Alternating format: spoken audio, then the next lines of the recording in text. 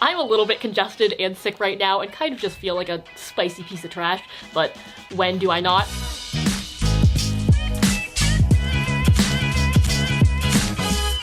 I swear to God, on the last like 4 videos on my channel, I've just been taking massive fucking L's. I promise you guys, I feel like a normal, healthy human. Like most of the time, it's just been, the last month has been a fucking rough one. But anyways, today I'm really excited because I have been sitting on like this massive pile of clothing for 4 months. It's just one of those tasks like doing a final assignment or telling my parents that I have a YouTube channel that I've just been putting off for a while, and it just keeps getting worse and worse the longer I put it off. So the first thing that I got is this top that I'm wearing right now, and I was actually planning on wearing something else for this video, but I tried it on for the try-on clip and I was like, I do not want to take this top off ever. Just fucking bury me in this shirt. Thank you. I don't even know if I'm wearing the right bra with it because it is a little bit see-through, but I kind of wanted to avoid nipple if possible, so my bra is not the cutest. I thought this shirt was so unique, and it's like one of the reasons that I love thrifting to begin with. Who the heck would design this? You can't find this shit in a Forever 21. God damn it, they're doing construction. Okay, they're also resurfacing the stairs in my building, so this is gonna be a fun adventure for all of us. I also really like the bottom of this shirt. It's like a nice little arrow that points to the vagina in case anybody's having trouble finding it. No, but I think it actually creates a really flattering shape and it kind of like brings the waist in somehow. So this is like my new favorite top. I'm very excited about it.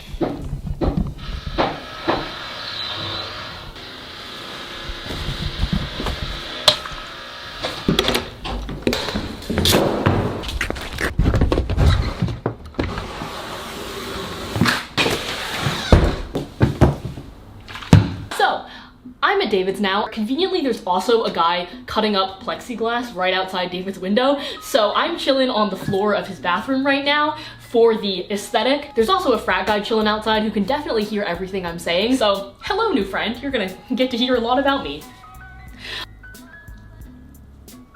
Why does he have a tiny little football? Is this like a toy you get at McDonald's? The first thing that I got is this flowy metallic dress, which, well, I don't think I'm gonna be invited to any New Year's parties, but I am always a huge fan of wrap dresses just because I feel like they're so universally flattering, and they're also really great for hiding a food baby too. I have this wrap dress that I literally like will wear around the house pretty much 5 days of the week because it's so comfortable and I can eat as much as I want and I'm not gonna feel constricted at all. It also has so much movement and I just feel ready to dance the night away really fucking awkwardly. That is the sound of New Year's, my friends. This is a little bit loud for my normal taste, but you know, it's the holidays, so fuck it, I'm gonna be festive. I look like a Christmas mermaid. Also, there's just something deeply satisfying about petting sequins. Next up, oh, we have this corset. I've seen a lot of bloggers and like fashion humans bringing corsets back, especially when it's paired with something casual like jeans or a little nice white t-shirt underneath. This one is a little bit less 18th century and a little bit more 50 Shades of Grey, but I suppose that's a vibe. Also, deadass, I just feel really sexy in this, and it does a thing to my boobs. There's not that much of them, but like, it's pushing them up for all they've got. Oh, that's fucking weird. I feel like frat guy can hear me saying all of this, and I don't like it. I have this dress. I believe it's called a cheongsam. I don't know if I have like the intonation and stuff right, I'm so sorry. It's one of those traditional Chinese dresses. The fit was originally a little large on me, but I added this really cool belt that I got from Urban Outfitters, which again is a little bit like 50 Shades. Maybe there's a theme going on here.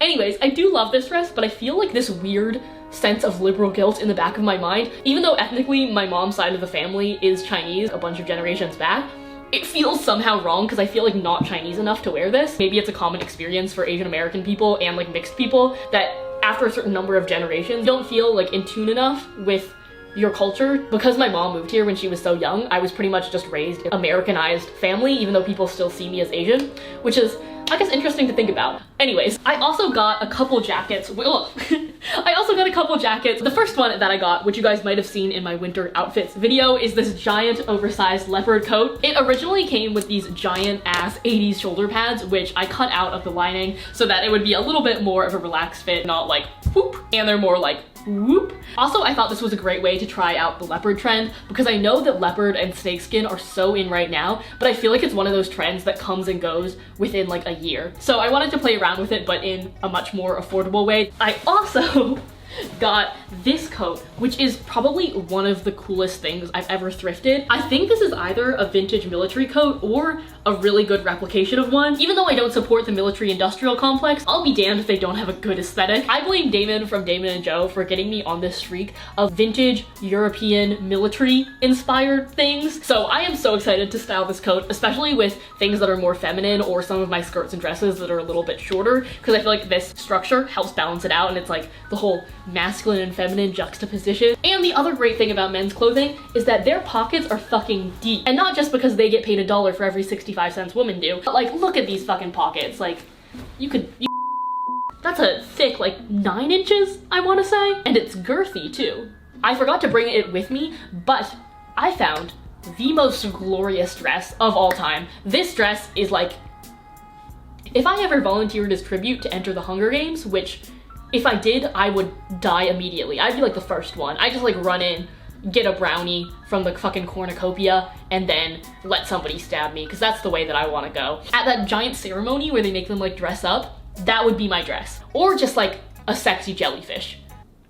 One of those. I don't know when the fuck I'm gonna wear it, but if you're a fashion nerd like me, it's one of those things where if you see it in a thrift store, you like have to buy it and then just keep it in your closet for about 25 years before you get nominated for an Oscar. Admittedly, I don't really have the proper boobage to fill out this dress all the way, but I did get to use it as a costume in my friend's film, and I'll insert a picture of the actress who wore it, but her body was like perfect for it. I low-key just wanted to give it to her because that dress fit her like it was custom made. She looks so amazing, but I'm really excited for the film to come out too, because at least somebody will be able to see that fucking masterpiece of a dress. Anyways, back to stuff that I actually have with me. Oh no, it's caught on the laundry basket. Oh. I got this dress, which is so freaking sparkly, and it weighs like 10 pounds because there's so many sequins slacked onto this bitch. Obviously, this time of year is about like loading as many sparkles onto a piece of clothing as possible, so I feel like this dress is appropriate and a great little holiday number for all the holiday parties I won't be invited to.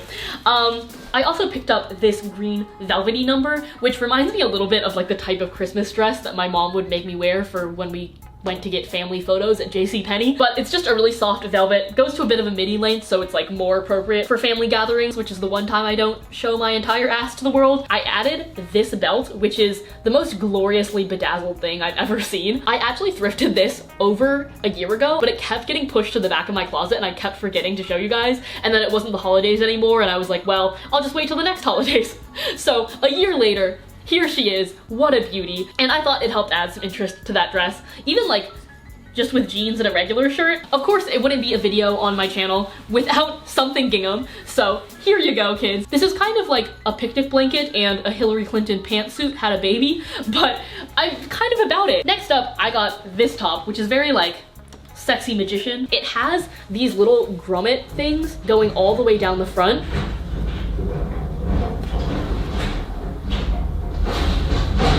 Which are a complete bitch to have to do up when you want to put the top on, but I love the little detail that they add. And I styled this by leaving the bottom grommets unbuttoned so that it creates like a little bit of a peplum detail, and you can see some of the hardware on the blouse.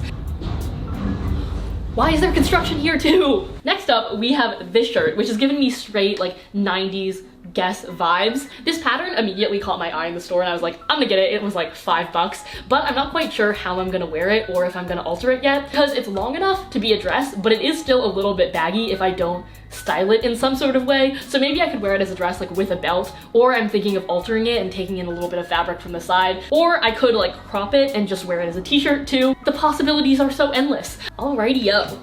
What could possibly be next? It's a cashmere sweater that I got for $15, so it was a little bit more on the expensive end for a thrift store. When I got this, I wasn't sure about the color because I really don't own much light blue, especially for the winter, but I love how this looks with a white skirt because it's very like Ice Queen. They're both light colors, but they still give me winter vibes. To layer over it, I also got this woolly sweater, which looks like something my grandpa would wear. It's very like Eddie Bauer from the 50s. It's just this loose-fitting men's zip-up, and it has a little bit of ribbing detail around the collar and on the sleeves. Nothing too crazy, but I thought it would be a really nice and cozy piece. I also got this green sweater, which is pretty much just like your standard green sweater.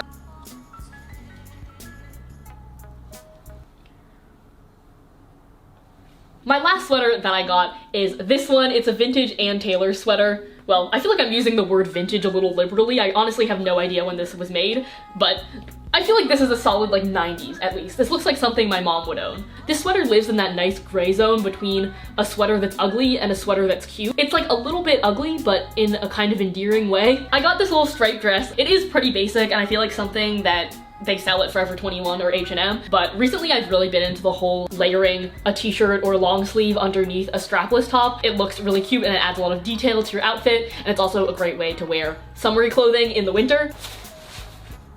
I think I had one more thing to show you guys, but I left it in my apartment, so I'm just gonna describe it now and cut to the modeling clip. I got this cute little Lacoste polo. It's very plain, just like a white short sleeve polo, but the reason I love it so much, other than the fact that apparently I'm just a hoe for fancy brands with little insignias on the boob, is that it reminds me of like a 50s ice cream server. Fun fact is that I actually used to work at an ice cream store. The ice cream employees there were so intense that they hazed all of the new employees by making them take a shot of pure orange flavoring that they put in the ice cream, which to a non-ice cream worker doesn't sound that bad, but you put 1 teaspoon in for an entire machine's worth of orange. And what I didn't realize until I took the shot is that it's also 98 proof alcohol. So I was like a little bit tipsy for the rest of my shift. Normally I like to say my first official time drinking was in college and I didn't drink in high school, but technically I had my first drink at an ice cream store. Sorry, mom and dad. That is all the clothing that I have for you guys. I hope you enjoyed, and I hope this inspires you guys to go out and thrift. I especially love thrifting in my hometown too, because some of my best thrift finds honestly have come from suburban Maryland. So give it a try if you're home for break. Otherwise, I hope you guys have an amazing holiday season. Thank you so much for taking time out of your day to watch me. As always, even though this video was a fucking struggle, I'm gonna go chug some cough syrup and slip into a light coma now. I'll see you guys next week. Bye. Don't actually abuse cough syrup, kids. That's a real addiction. Okay, bye.